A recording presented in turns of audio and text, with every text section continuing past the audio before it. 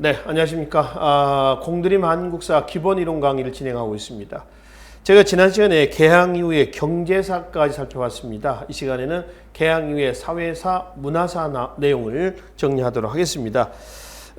가지고 계신 교재는 588쪽부터 살펴보시면 됩니다. 이거는 개항 이후에 나타나는 그 사회 변화의 동향만 좀 정리하시면 되는데요. 이 사회의 동향을 보기 전에 이걸 잠깐 좀 보고 할까요? 우리가 그 개항 이후에 개화 정책을 추진하는 과정에서의 개화의 목표가 있었어요. 기억나시죠? 그 개화의 목표를 잠깐 다시 한번 검토하고 넘어가도록 하겠습니다. 정치 면에서는 뭘로 고치려고 했냐면은 전제군주제를 입헌군주제로 바꾸려고 했었죠. 그죠? 전제군주제를 입헌군주제로. 경제 면에서는 토지 중심의 봉건적인 경제 구조를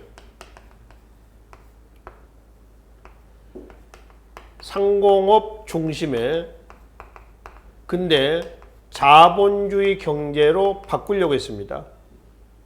자, 사회 면에서는 양반 중심의 봉건적 신분제도를 타파하고 국민 평등의 시민사회, 일반 평등사회로 바꾸려고 했었고요. 그 다음에 사상면에서는 성리학 일변도의 문화를 타파하고 서구의 근대 문화를 다양한 문화 수용을 하자라고 하는 거죠. 그러니까 뭐냐면은 개화의 목표입니다. 우리 개항 이후에 우리가 살펴봤던 내용인데요. 정치, 경제, 사회, 사상면에서 이걸로 바꾸려고 했다라고 하는 것이 개화의 목표예요. 이게 개화의 방향입니다. 그러니까 이거를 아니다. 그래도 이걸 이대로 지켜나가자라고 하는 걸 우리는 뭐라고 그랬어요? 위정, 척사, 사상이라고 그랬죠. 아니다. 이렇게 바꿔야 된다. 이걸 우리는 뭐라고 했다고요? 개화 사상이다. 그러니까 위정척사 사상하고 개화 사상은 공통점이 있어 없어? 하나도 없다 이거예요. 하나도 없습니다. 그러니까 두 사상의 충돌이 이제 비롯됐던 첫 번째 사건이 뭐였나요? 1882년 이모군란이었습니다. 이모군란의 결과가 원인이 됐던 것이 뭐라고 했어요? 갑신정변이었고, 갑신정변의 결과가 원인이 됐던 것이 1894년의 동학 농민운동이었고, 동학운동의 결과 밖으로는 뭐가 터졌죠? 청일전쟁이 터졌고, 그 다음에 안으로 뭐가 터졌어요? 제1차 갑오개혁이 단행이 됐습니다. 김홍집 1차 친일 내각에서 단행했죠. 그럼 2차 갑오개혁 나오고 청일전쟁 다음에 시모노세키 조약 나오고 이런 흐름이에요. 그렇죠? 이건 우리가 앞에 시간에서 말씀을 드렸습니다. 이 과정입니다. 그럼 문제는 이게 이제 개화의 목표란 말이에요. 개화의 목표. 이렇게 하자는 겁니다. 우리가 여기서 이제 이 단원에서 살펴볼 분은 뭐냐면은 과연 이러한 것을요. 이러한 걸로 만들기 위한 노력이 있었느냐라고 하는 겁니다. 이렇게 하기 위한 노력이 있었냐? 있었어요? 없었어요? 있었죠. 그럼 정치, 경제, 사회, 사상 면에서 과연 어떠한 노력이 있었는가? 그걸 우리가 살펴보자. 이거예요. 그걸. 정치, 경제사 파트는 우리가 이미 정리가 됐잖아요. 확인만 하겠습니다. 정치 면에서 전제군주제를 입헌군주제로 만들기 위한 최초의 노력이 뭐였었어요? 1884년에 갑신정변입니다. 이모군란의 결과 나타났던 일본의 메이지 유신을 모델로 한 급진개합화 중심의 입헌군주제로의 개혁이었었죠. 3.1천하로 끝났습니다. 물론 실패로 끝났지만 한편 그 이후에 독립협회를 중심으로 한 애국계몽운동 단체들 전부 뭐 하자는 거예요? 입헌군주제 하자는 거죠. 실력양성운동에서 애국계몽론 단체에 모두가 입헌군주제를 지향했는데 단 신민회죠. 신민회는 아니다. 신민회는 뭐죠? 공화정을 지향했다라고 하는 거. 주의하시라고 했죠. 그러니까 결국 입헌군주제가 됐다 안 됐다 이걸 보자는 건 아닙니다. 입헌군주제로 바꾸기 위한 노력이 과연 있었느냐 없었냐, 근대화의 정치적인 노력이 있었냐 없었냐 이걸 보자는 거죠. 자, 경제 면에서 우리가 앞 시간에 말씀드렸던 부분 아닙니까? 토지 중심의 봉건적 경제 구조를 상공업 중심의 자본주의 경제 구조로 바꾸자는 거죠. 그죠? 그럼 이렇게 바꾸기 위한 노력이, 흔적이 있었느냐라고 하는 거죠. 있죠. 개항 후에 근대 산업 또는 근대 회사를 나오죠. 뭐 해운회사, 장통회사, 뭐 이런 건 철도회사 이런 것도 나왔죠. 근대 산업, 근대 회사, 근대 금융, 자본의 성장이 있었어요, 없었어요? 있었습니다. 물론 이것이 이제 1910년 일제 강점기로 들어가면서 전부 일본 기업에 또 일본 은행에 흡수 통합이 돼버렸지만 분명히 있었다는 겁니다. 자, 교재 잠깐만 앞으로 하겠습니다. 앞에 582쪽을 가봐요.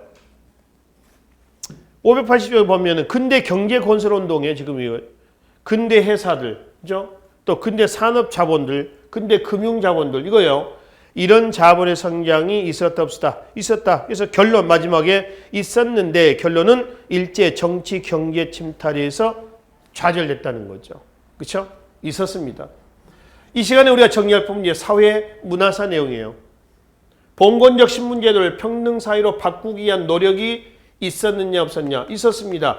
제일 먼저 종교단체에서 이런 노력이 나오죠. 그 종교단체 그럼 뭔가요? 개신교, 또 천주교, 서학이죠. 서학.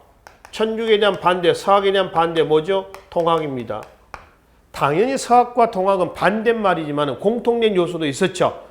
공통된 사상은 뭔가요? 평등 사상이었습니다. 평등 사상. 이 거기에 해당이 되는 거고요. 그러니까 개신교도 마찬가지 아니에요. 여기에 공통된 사상은 다 평등이라고 하는 사상을 함축하고 있습니다. 그리고 이제 정치 사회 단체에서 이런 사상들을 토대로 해가지고 처음으로 공론화시켰었던 갑신정변. 갑신정변 때 개혁 요강 몇 개 나오죠? 14개 나옵니다. 여기에 평등이 있죠. 인민평등이 있습니다. 문벌 폐지 있단 말이에요. 그러나 실패로 끝났죠. 그 실패한 이후에 그의 일부 내용이 또 어디에도 들어가 있냐면은 동학 1894년 이거죠. 동학농민운동입니다. 동학농민운동 폐정계획안 몇 개 나오나요? 12개조가 나옵니다. 물론 여기도 신분제도 폐지가 있습니다. 실패로 끝났죠. 그러나 갑신정변과 동학운동은 비록 실패로 끝났지만은 일부 내용은 나중에 어디에 반영됐어요? 갑오개혁에 반영이 됐죠. 그렇죠? 그러니까 제1차 갑오개혁 되면은 신분제도가 없어집니다. 사민 평등이 되는 거죠. 물론 법제적인 조치로서만 사민평등입니다. 그러니까 문서상 신분제도가 없어지지 사회 관습은 그대로 남았다는 거죠. 예를 들어서 1960년대 우리나라에 1970년대 옛날 영화들이 있습니다. 이 영화들 보면 말이죠. 대사에 있는 게 나와요. 대사에 마님, 뭐 쇳내, 뭐 도련님 이런 용어들 나오죠. 그러니까 법제적으로는 신분제는 없었지만은 관습상 신분제도는 그대로 남아있다라고 하는 것을 알 수가 있잖아요. 그렇죠? 하여튼 갑오개혁 때 가면은 모든 신분제도가 어떻게 됐어요? 폐지가 됐습니다. 그리고 나서 이제 하층민들 있죠. 옛날에 피지배층들, 옛날에 천민들, 하층민들의 의식 신장에 크게 기여했었던 정치단체, 그럼 뭐가 있었어요? 독립협회죠. 이 독립협회의 활동, 특히 만민공동회라든가 이런 요즘에 뭐 촛불 시위하는 거 아닙니까? 그래서 만민공동회 또 헌의 6조 이런 내용들 보면은 독립협회 활동도 우리가 훑어볼 수 있는데 독립협회 3대 사상에 보면은 이 대목과 관련해서 뭘 볼 수가 있어요? 3대 사상 뭔가요? 자주국권, 자강개혁, 자유민권입니다. 자유민권은 어떤 사상이라고 그래요? 민주주의 사상이라고 얘기를 하죠. 그래서 독립협회의 활동에서 민주의식이 어떻게 됐어요? 신장이 됐어요. 그렇죠? 그 민중의식이 신장이 됐다라고 하는 흔적들이 어디서 나왔냐면은 시전상인의 활동도 나오고 있고요. 또 옛날 백정 출신 박성춘이라는 사람이 있습니다. 이 사람이 만민공동회의 연단에 올라가서 연설을 하거나 시전상인, 쌀장수 시전상인이 이 만민공동회의 회장이 된다거나 뭐 이런 것들이 있어요. 이건 분명 하층민의 의식이 신장이 됐다라고 하는 것을 보여주는 자료가 되는 겁니다. 자, 교재 589쪽에 한번 봅시다. 거기 보시면은 민권 사상과 평등 사상의 확산에서 관민공동회의 천민 출신 박성춘이 연사로 나섰고, 밑에 연설문 있죠.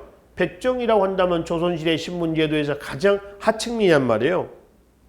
또 만민공동회 회장의 시전상인 쌀장수 현덕호란 사람이 회장에 선출됐다거나 이런 것들이 바로 독립협회 자유민권 사상에서 분명 민중 의식이 신장이 됐었다라는 흔적들입니다. 그렇죠?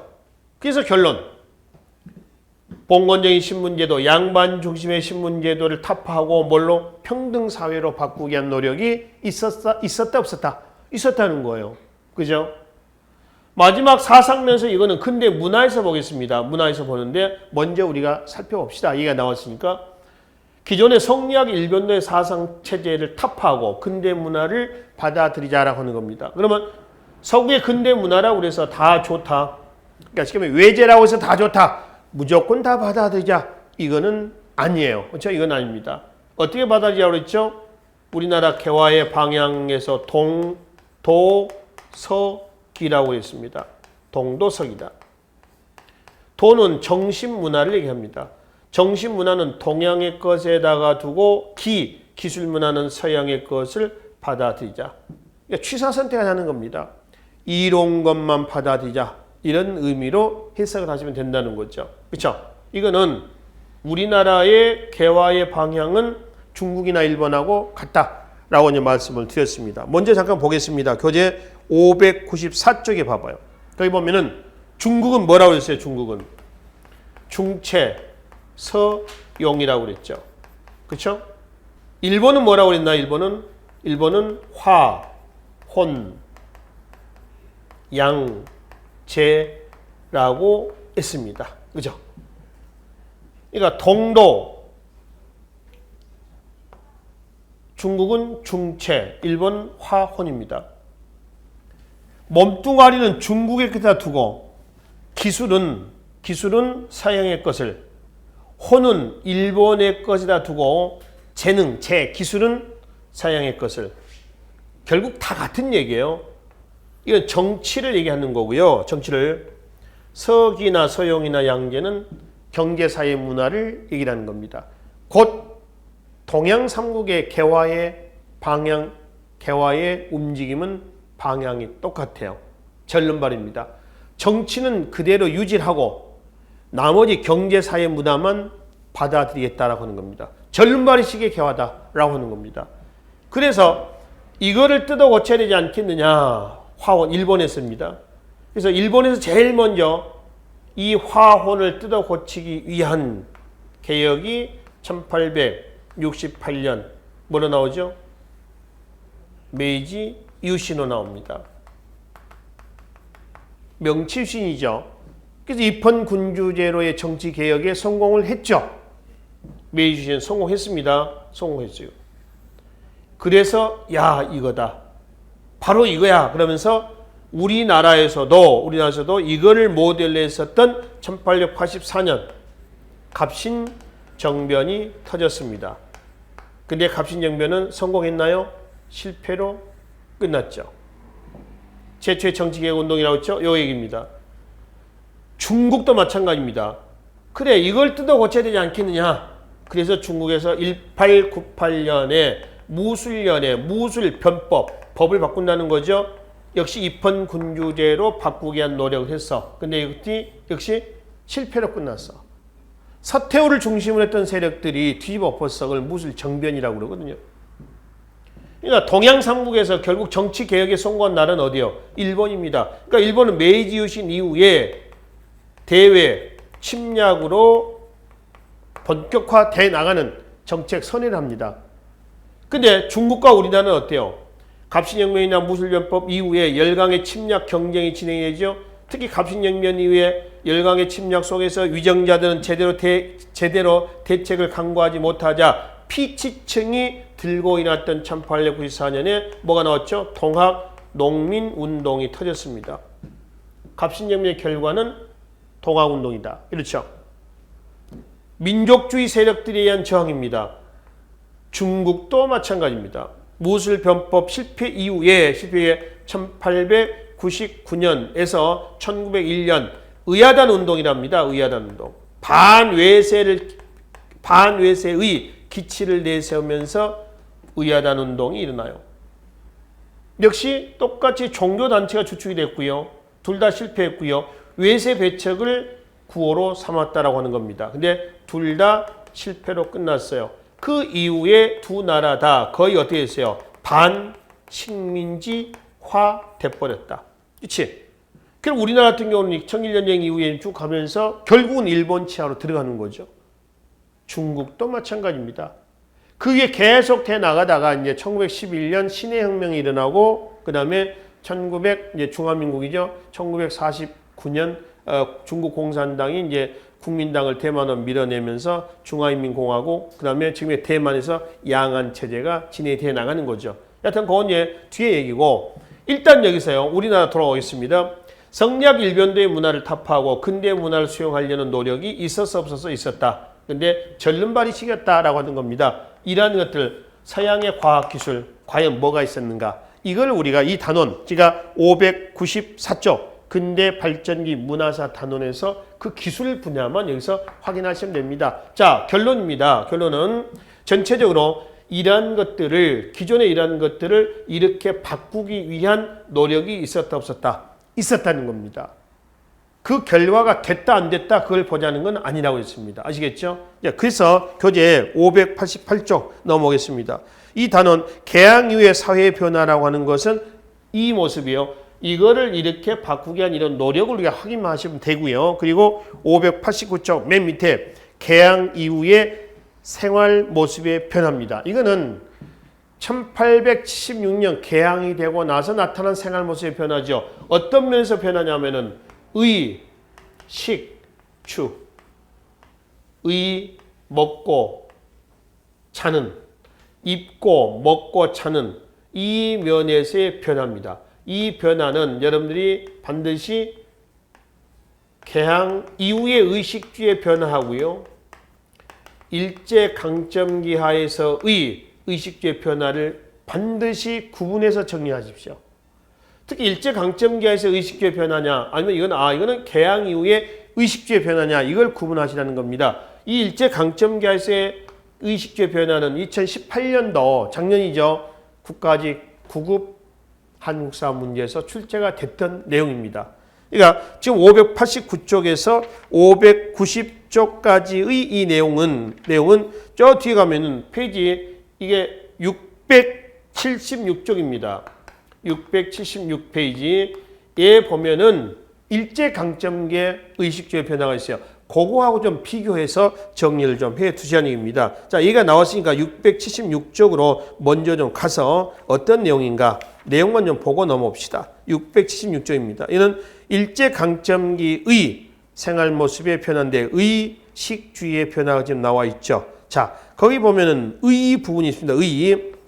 번화가에서 이제 작년에 2018년 출제 내용이죠. 번화가에서는 최신 유형의 모던 보이가 활동하였다. 그러니까 치마 입고 구두 신고 말이죠. 모자, 중절모 쓰고 말이죠. 우산도 하나씩 들고 다니고 하는 이런 모던 보이가 등장하고 있고요.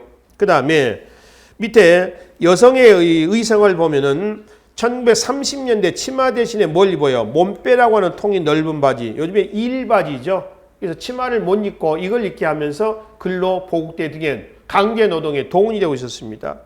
그 다음에 주생활에 보면은 영단주택과 토막집 봅시다. 영단주택이라고 하는 것은 도시 서민의 주택난을 해결하기 위한 서민주택입니다. 일종의 오늘날의 연립주택이라든가 뭐 이런 집들이죠. 이걸 영단주택이라고 그래요. 이거는 상류층의 집이 아닙니다. 그래서 2018년도 기출문제를 보면은 상류층들은 영단주택을 지어서 거주했다. 이런 문장이었거든. 그건 상류층의 집이 아니라 영단주택은 연립주택. 이런 개념으로 보시면 됩니다.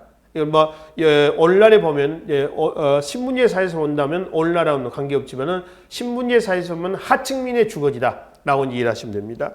그다음에 토막집이 있죠. 토막집이라고 하는 건 거기 보시면은 신석기 시대 때 움집과 같아요. 그냥 땅바닥에 거적을 펴고 기둥을 세우고 또 지붕으로 거적을 덮고 사는 이런 집들을 뭐 토막집이다라고 하는 거죠. 이 토막집에서 사는 사람이 1937년 서울의 총 인구가 70만 명 정도 되는데 이 중에서 15,000명 정도가 토막집에서 살았다. 이렇게 이제 기록이 자료 통계는 나와 있었습니다. 그래서 589조로 넘어오셔가지고 이게 개항 이후에 의식주의 모습인지 변화된 이거는 일제시대 때의 변화된 의식주의 모습인지 그것만 좀 여러분들이 구분을 해 두시라는 얘기입니다. 그리고 591조 국외 이주동포의 활동 모습들이 있죠. 간도, 연해주, 미국 그리고 밑에 멕시코 등이 있는데요. 이 또 간헐적으로 출제가 됐어요. 그렇죠? 특히 하와이 사탕수수 농장에서의 한인의 모습들을 독립운동 기지와 관련해 가지고 출제가 됐던 문제도 있었습니다. 그건 한번 그대로 한번 읽어보시면 되겠네요. 자, 그래서 개항 이후의 사회 모습은 거기까지 보시고 교재 594페이지 개항 이후의 문화사 내용입니다. 아까 말씀드린 대로 서기의 기, 서양의 기술 있죠? 뭐가 있는가? 이걸 좀 살펴보자는 겁니다. 일단 동도서기라고 하는 방향에서 595쪽의 마지막 줄 좀 보십시다. 1880년대 조사 시찰단의 일본 파견과 영선사의 천국 파견은 근대 기술 도입에 중요한 계기가 됐다. 자, 거꾸로 말씀드리겠습니다. 다음 중 우리나라 근대 기술 도입에 동도서기에서 서기입니다. 근대 기술 도입에 계기가 된 사건은 뭐냐라고 하면은 조사 시찰단 또는 신사유람단이라고도 하죠. 조사 시찰단의 일본 파견과 청나라의 무기 제조, 근대 군사 훈련 습득을 목적으로 김윤식 등을 중심으로 38명을 보낸 영선사에 섰습니다. 이것이 근대 기술 도입의 하나의 계기가 됐다라고 하는 점. 해서 이제 받아들였던 것이 뒤에 596쪽에 보시면은 여러 근대 시설도 있습니다. 인쇄, 자, 그 중에 방문국 1883년 근대 관립인쇄소입니다. 여기서 최초의 신문 뭐가 나왔죠? 같은 시기에 한성순보가 간행이 됐었죠. 그 다음에 민간 출판사로서 광인사가 있고요. 화폐 주조 기구로서 전환구, 그 다음에 무기 제조 기구로서 기기창. 이 기기창은 청나라 양무운동 때 기기국을 모방한 거라고 했죠. 영선사가 텐진에 갔습니다. 청나라의 양무운동 때. 그래서 1년 만에 귀국했다고 그랬죠. 뭐 재정 문제라든가 또는 뭐 수준 문제 때문에 1년 만에 포기하고 돌아왔습니다. 돌아와서 설치했던 관청이 기기창입니다. 청나라 양문동에 기기국을 답습한 것이다 라고 얘기하시라고 그랬죠. 그 다음에 통신, 교통시설에 전신, 우편, 전화, 전차, 철도가 있습니다. 특히 철도는 거의 일본이 장악했다고 그랬죠. 이거는 군사적인 목적이었습니다. 바로 왼쪽에 보충이 좀 있거든요. 꼭 한번 읽어보세요. 왜 일본이 그토록 철도에 집착을 했는가라고 하는 부분을 한번 읽어보시라는 얘기입니다. 여하튼 이러한 교통통신시설은 전기 불 들어오고요. 전화도 되고 편지도 되고 그러죠. 그래서 국민생활의 편리와 생활 개선에 기여하였다. 이는 긍정적인 면이죠. 편하죠. 근데 부정적인 면이 있습니다. 외세 이권 또는 침략 목적에 이용이 됐다라고 하는 점, 이게 부정적인 면이라는 거죠. 그래서 양면성을 인지를 하시고 내용을 좀 보시면 되겠습니다. 자, 의료시설에 보면은 우리나라 최초의 왕립식 서양식 병원이 있습니다. 광해원입니다. 1885년이고요. 이게 나중에 이름을 뭘 바꾸냐면 제중원으로 바꿉니다. 자, 나머지 참고하시고요. 건축은 우리가 19세기 말 서양식 건축에서 독립문, 명동성당, 그리고 덕숭석조전 등에서 19세기 말 건축에서 살펴봤습니다. 우측에 근대 교육에서는 우리나라 근대 교육은 1880년 개화운동의 일환으로 시작했다. 밑줄 그날. 그러니까 우리나라 근대 교육은 민족 교육의 목적하에서 실시가 된 게 아니라 개화운동의 일환으로 진행이 됐다라고 하는 거죠. 80년대 때입니다. 그 중에 우리나라 최초의 근대 사립학교 뭐죠? 원산학사입니다. 이 원산학사는 어떤 걸 가르치냐면 문 더하기 무 더하기 입학은 평민 자제들도 입학을 해서 교육을 받고 있었습니다. 우리나라 교육 시설에서 이 세 가지 요건을 충당하고 있는 것이 5세기 고구려의 경당이 있습니다. 평양천도 이후에 설립이 된 경당이죠. 장수왕 이후에 장수왕제 때 설립했다라고 보지는 않고요. 평양천도 이후니까 장수왕 다음 왕 때일 수도 있고 그렇습니다. 정확한 건 확인할 수는 없고요. 6세기 신라 진흥왕제 때에 삼국통일의 원동력이 됐던 뭐가 있죠? 화랑도가 있습니다. 그리고 지금 19세기 원산학사가 있어요. 이 세 교육기구의 특징은 글공부, 무술공부 다 무가 필요한 시기예요. 고구려 전성기, 신라 전성기, 또 제국지 열강의 침략 시기죠. 그리고 평민 자제들도 입학했다라고 하는 특징. 그 다음에 동문학 1883년입니다. 이거 우리가 조미소 통상조에서 말씀드렸죠. 이건 미국과의 조약 체결 이후에 미국 언어, 영어 공부를 해야 될 거 아닙니까? 그래서 그거의 필요성에서 그 다음에 동문학이 관립 영어 강습기관으로 외국어학원입니다. 외국어학원이죠. 설립이 됐습니다.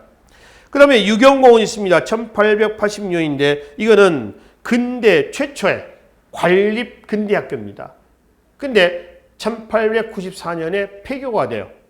왜 폐교가 되냐면은 근대 교육에는 어긋난다는 겁니다. 왜 근대 교육이 어긋납니까? 했더니 입학 자격에 보면은 상류층 자제들만 뽑았어요. 그래서 1894년에 폐교가 됐습니다.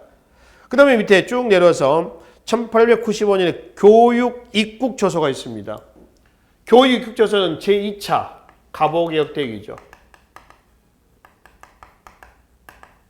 1894년 12월에서 1895년 7월까지가 제2차 갑오개혁 기구입니다. 박영효가 불계 음모의 혐의를 누명을 쓰고 일본으로 망명했던 사건. 2차 갑오개혁은 박영효 주도하에서 진행됐다고 말씀드렸습니다. 이때 1895년 고종이 발표했던 교육 입국 조서였어요. 여기에 교육의 3대 지표가 나왔죠. 지, 양, 덕, 양, 채, 양이었습니다. 지, 덕, 채를 겸비한 온전한 사람을 양성하자. 전인 교육이죠. 그죠? 전인 교육. 온전한 인간을 만들자라고 하는 거죠. 이거의 후속 조치로 바로 밑에 보세요. 여러 관립 학교들이 설립됩니다. 소학교, 사범학교, 외국학교, 의학교, 상공학교 등 각종 학교들이 설립이 됐다고 하는 점. 그죠? 자, 그리고 밑에 사립학교에 보면은 기독교 계통의 학교하고 민족주의 계통의 학교가 있습니다. 뒷장에 넘어가세요. 표를 하나 보겠습니다. 배제학당에서 신흥, 기전, 여학교까지는 기독교 계통의 학교입니다. 즉 미션 스쿨이에요. 그러니까 이런 학교는 지금 현재까지 이어져 오고 있죠. 그렇죠? 뭐 배제, 이화, 경신, 정신, 숭실, 배화 전부 현재까지 이어져 오고 있습니다. 자, 밑에 민족주의 계통의 학교가 있죠. 보성학교에서 마지막 대성학교, 오산학교는 신민회와 관련이 돼 있었죠. 민족교육을 위한. 그래서 기독교 계통의 학교의 설립 목적과 그 다음에 민족주의 계통의 학교의 설립 목적을 구분을 좀 하시면 됩니다. 어떤 목적이냐? 기독교 계통 학교는 선교가 목적입니다. 그리고 밑에 민족주의 계통의 학교는 민족교육이 목적이에요. 어려운 건 아닙니다만은 기독교 계통의 학교에다가 민족주의 계통의 학교를 하나 섞는다거나 아니면 민족주의 계통의 학교에다가 기독교 계통의 학교를 하나 섞으면은 골라낼 수가 있어야 됩니다. 아, 이거는 민족교육의 목적, 아, 이거는 선교가 주된 목적이다 라고 하는 거죠. 그걸 좀 구분을 하시라는 겁니다.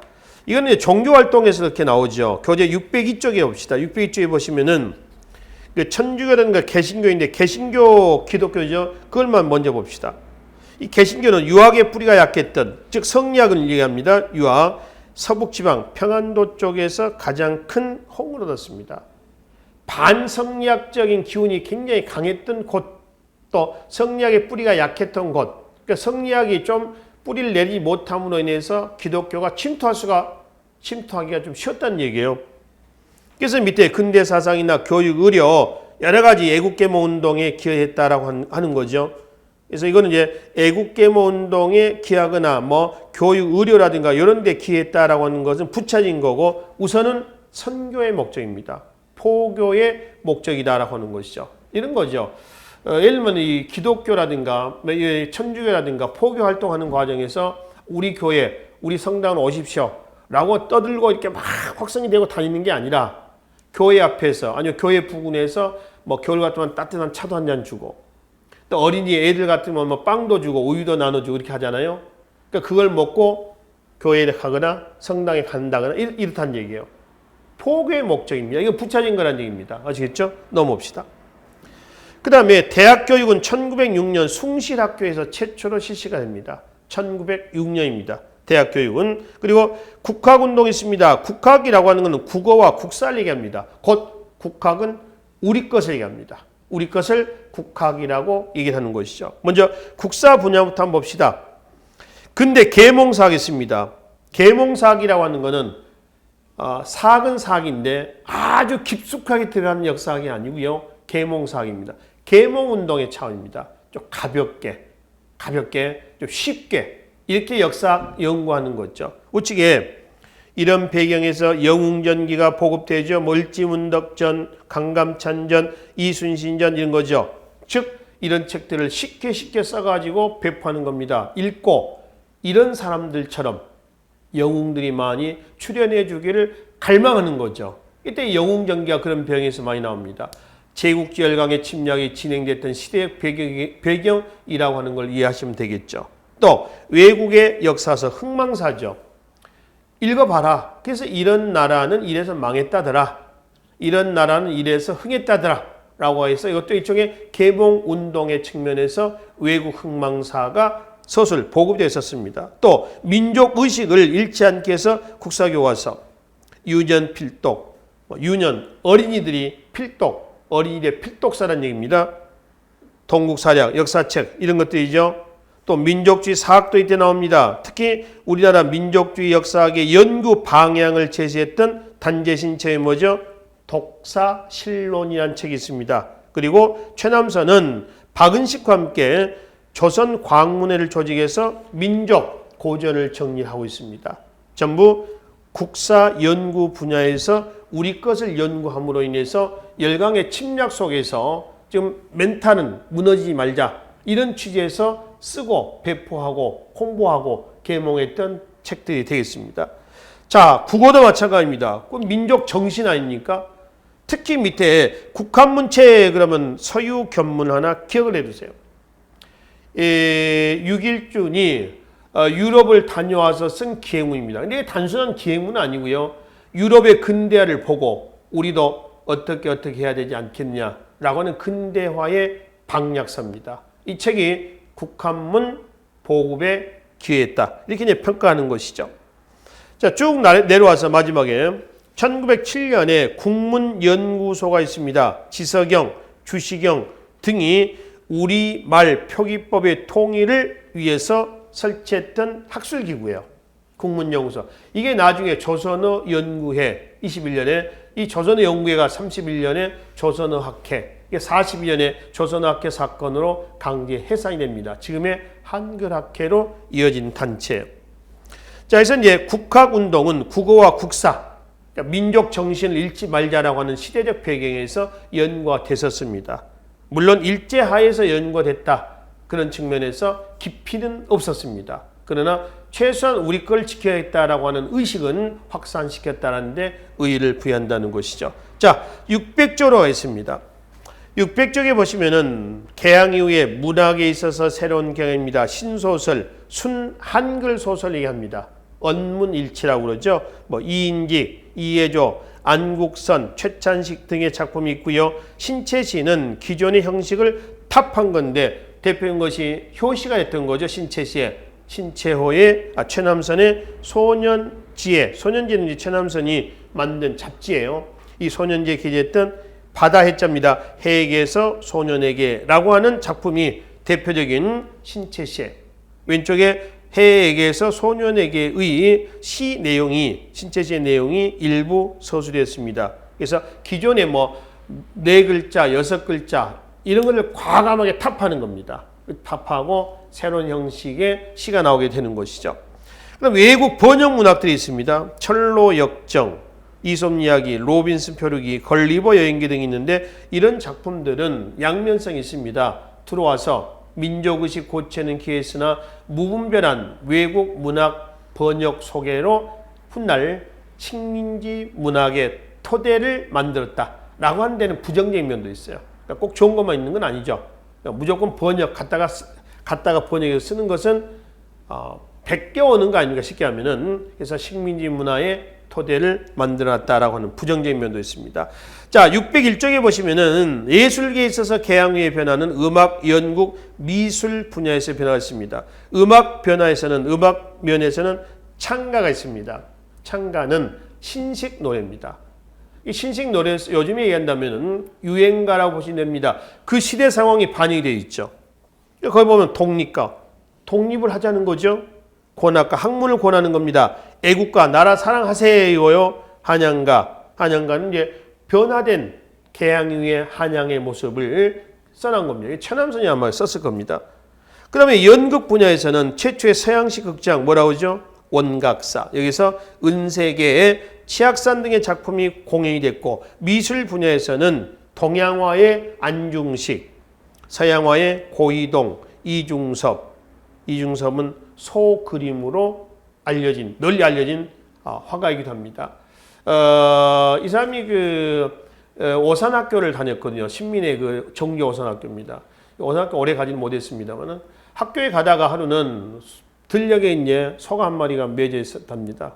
그래서 소 그림을 잘 그린 것은 그만큼 관찰력이 있었다는 거죠. 그래서 소가 이제 매져 있으니까 소를 이제 앉아서 보고 있는 겁니다. 보고 있다가 소 도둑으로 몰리는 그런 일도 있었습니다. 하여튼 소 그림에 있어서는 대단하죠. 또 뭐 이중섭 뭐 많이 알고 계시겠습니다만 담배값 있죠. 담배 그래서 요즘 담배 그런 게 안에 겉 표지가 있고 안에도 표지가 있나요? 전 담배를 피지 않아서 잘 모르겠습니다만 예전에 담배를 보면은 겉 표지가 있고 안에 또 은박지 표지가 있었습니다. 이 사람도 담배를 많이 피니까 종이가 없으니까 그림 도구를 살 돈도 없고 그래서 담배를 피고 안에 은박지 있거든요. 거기다가 그림을 또 많이 그렸다라고 얘기하죠. 그 대표인 이중섭 얘기였습니다. 서양화하고요, 동양화를 좀 구분을 좀 해두시면 되겠습니다. 화가들. 자, 602쪽으로 넘어가시면은 개항 이후에 문화 단어의 마지막 종교계의 변화가 있습니다. 이 종교계 단체의 특징적인 종교 활동만 구분하시면 되겠습니다. 자, 천주교에서 먼저 우리나라 천주교 포교 자유가 인정된 것은 1886년입니다. 뭘 계기하죠? 조푸수호 조약입니다. 프랑스하고 조약이 사실은 외국과의 조약에서 가장 빨라야 돼요. 선교사들이 들어와서 활동한 사례를 본다면은 거의 프랑스 선교사 아닙니까? 근데 좀 늦었어, 의외로. 그러니까 구미제국과의 최초의 조약은 미국이라고 했잖아요. 1882년에. 그럼 왜 프랑스의 조약책이 늦었냐라고 하는 거죠. 이게 하나 걸려 있습니다. 바로 천주교 포교 문제입니다. 그러니까 거꾸로 프랑스하고 조약이 체결됐다라고 하는 것은 곧 뭘 얘기하느냐라고 하는 거죠. 바로 우리나라에서 뭐가 인정됐다? 천주교 포교가 인정됐다라고 하는 것이요. 같이 묶어서 보시면 되겠습니다. 천주교의 기관지가 있었죠. 경향신문이었습니다. 그 다음에 개신교에서는 아까 말씀드렸었죠. 앞서서 이 개신교는 선교의 목적으로 교육이라든가 의료 사업이라든가 이런 것들을 한다는 겁니다. 그리고 이제 포교하는 거죠. 동학이 있죠. 동학이 1905년에 천도교로 바뀐 것은 동학 교도이자 친일파 이용구가 일진회를 조직합니다. 일진의 예하에 시천교라는 종교를 만들어서 동학을 흡수하려고 하니까 동학의 정통을 지켜야 되겠다 해서 손병희가 1905년에 천도교로 이름을 고쳐요.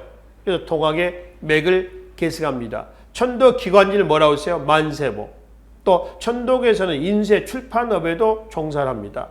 보성사라고 하는 출판사가 바로 천도교에서 운영했던 출판사예요. 이 보성사는 말이죠. 1919년 3.1운동 당시 3.1 독립운동 당시 그 기미 독립선언서를 인쇄했던 것으로도 알려져 있습니다. 그다음에 우측에 대정교가 있습니다. 1909년에 오적 암살단을 조직했던 나철 오기오에 의해서 개창이 됐던 대정교입니다. 단군 신앙을 현대화시킨 종교다라고 이제 보시면 되겠습니다. 유교계에서는 기존의 유교의 모순을 극복을 하자 해서 기존의 성리학자이자 유학자에 썼던 백암 박은식이 썼던 책이 하나 있죠. 유교 구신론입니다. 그래서 밑에 사료에 유교 구신론에 세 가지 유교가 갖고 있는 성리학이 가지고 있는 세 가지 문제점이 있죠. 이래서 쇄신 한번 해야 되지 않겠냐라고 하는 것이죠. 1909년에 유교 구신론입니다. 실천적인 유교 정신의 회복을 제찬하고 있었죠. 한국 통사와 한국 독립운동사를 저술했고요. 박은식. 대한민국 임정부의 2대 대통령을 역임했던 박은식이었습니다. 자, 유교계에 있어서의 유교의 구신을 주장했던 박은식이 있었다면 맨 밑에 불교계에서는 불교계의 쇄신을 또 주장했었던 한용운이 있습니다. 만해 한용운이죠. 1913년 조선 불교 유신론이 바로 이러한 작품에 해당이 되겠습니다. 뒤에 사료에 조선 불교 유신론의 일부 내용이 있습니다. 한번 읽어보시면 되겠습니다. 그래서 여기서는 개항 이후에 각 종교단체의 특징적인 활동만 염두에 정리를 하시면 되겠다라고 하는 것이죠. 그래서 여기까지가 이제 개항 이후에 우리가 살펴볼 정치, 경제, 사회, 문화의 변화 상황이 되겠습니다. 시기적으로 본다면 1876년부터 1910년까지라고 보시면 됩니다. 시기적으로. 물론 근현대사가 흥선대원군부터 우리가 살펴봤지만은 근현대사의 기점은 개항이라고 있습니다. 자, 그래서 이제 1910년 국권 피탈 직전까지 내용을 여기서 마무리하고요. 다음 시간에는 1910년 한국병합부터 1945년 광복대까지의 일제강점기 때의 내용들을 중심으로 해서 살펴보도록 하겠습니다. 수고하셨습니다.